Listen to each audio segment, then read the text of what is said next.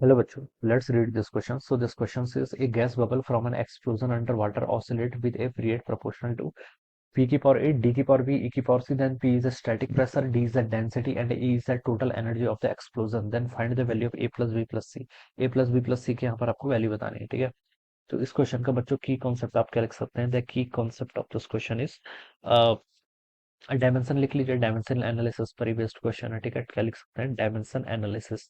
This will be the key concept of this question. Alright, अब देखिए बच्चों, dimension आपको यहाँ पर बतानी है। Gas bubble from explosion under water oscillate with a period proportional to, आपको फाइनली बताना क्या है? पीरियड आपका देखिए किस किस के प्रोपोर्शनल है? पी की पावर 8, डी की पावर बी और ई की पावर सी, ठीक है। तो आप ऐसे लिख लीजिए, देखिए पीरियड प्रोपोर्शनल है किसका? पी आपका यहाँ पर प्रेशर है, स्टैटिक प्रेशर। डी आपके यहाँ पर डेंसिटी, डेंसिटी की पावर बी। ई की पावर कितनी? C. Alright, there is the total energy of the explosion, then find the value ABC. Okay, value बतानी है, ठीक है। लेफ्ट साइड पर टाइम है, टाइम की डायमेंशन टी के इक्वल होगी। प्रोपोर्शनलिटी साइन को हटा के कुछ कांस्टेंट के लेके आ गया। पी क्या बच्चों? प्रेशर। प्रेशर क्या होता है? Force per unit area. Force किसके इक्वल होता है? मास इनटू एक्सेलरेशन, ठीक है, डिवाइडेड बाय एरिया एल की पावर 2। तो यहाँ से आपकी डायमेंशन ऑफ प्रेशर आ जाएगी, ठीक है। डायमेंशन ऑफ प्रेशर देखिए कितनी आ गई, इसको आप लिख सकते हैं एम एल माइनस वन हो जाएगा, टी की पावर कितना? -2 हो जाएगा। तो ये आप लिख लीजिए एम एल की पावर -1, टी की पावर कितना? -2 की पावर आपका ए, ठीक है। डी की आपकी डेंसिटी, डेंसिटी किसके? डेंसिटी की डायमेंशन क्या होती है? मास पर यूनिट वॉल्यूम, यानी कि M divided by L three. तो हो जाएगा आपका एम एल की पावर आपका कितना? -3। ये आ जाएगा यहाँ से। तो इसका आप लिख लीजिए एम एल की पावर कितना? -3 की पावर बी।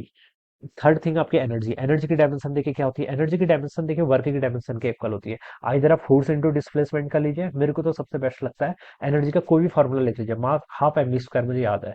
मास की डायमेंशन एम होती है, वेलोसिटी की क्या होती है? एल टी माइनस वन, इस पर स्क्वायर कर लीजिए, हाफ एम वी स्क्वायर होता है ना।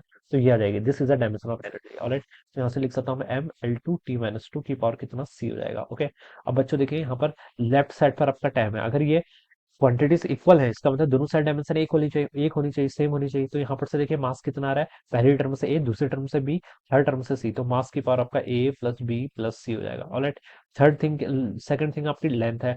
लेंथ की पहले से -a आ रहा है, दूसरे से -3 भी आ रहा है, यहाँ से आपका 2c आ रहा है, ठीक है।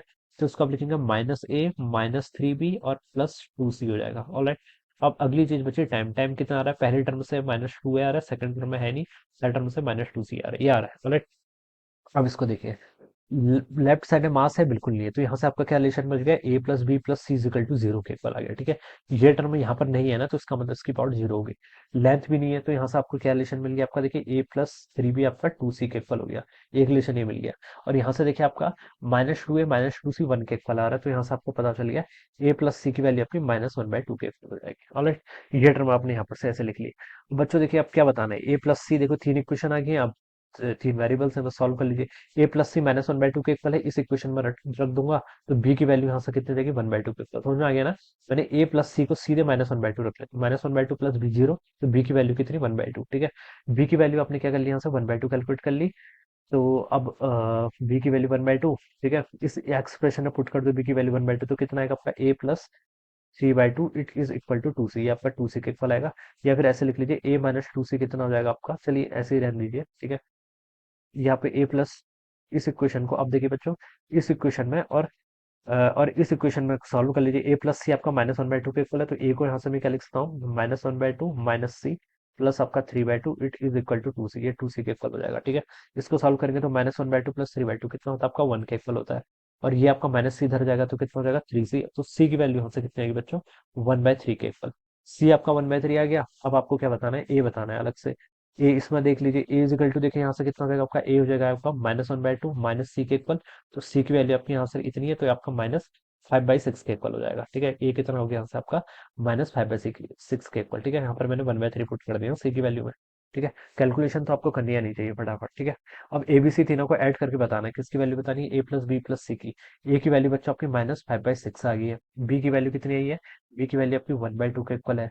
सी की वैल्यू कितनी है आपकी? 1/3 के इक्वल है। तो ये टर्म तो बच्चों आपकी जीरो आ रही है, फिर कितनी आ रही है आपकी? जीरो के इक्वल आ रही है, ठीक है। तो ए प्लस बी प्लस सी, ये तीनों टर्म आपके यहाँ से जीरो के इक्वल आ जाएंगे, ठीक है। 1/2 प्लस 1/3 आपका 5/6 होता है, 5/6 माइनस 5/6 जीरो। तो ये अगेन आंसर कितना आएगा? जीरो के equal. So this will be the answer of this question. Okay, so I hope you all understood this concept. All the best and thank you so much.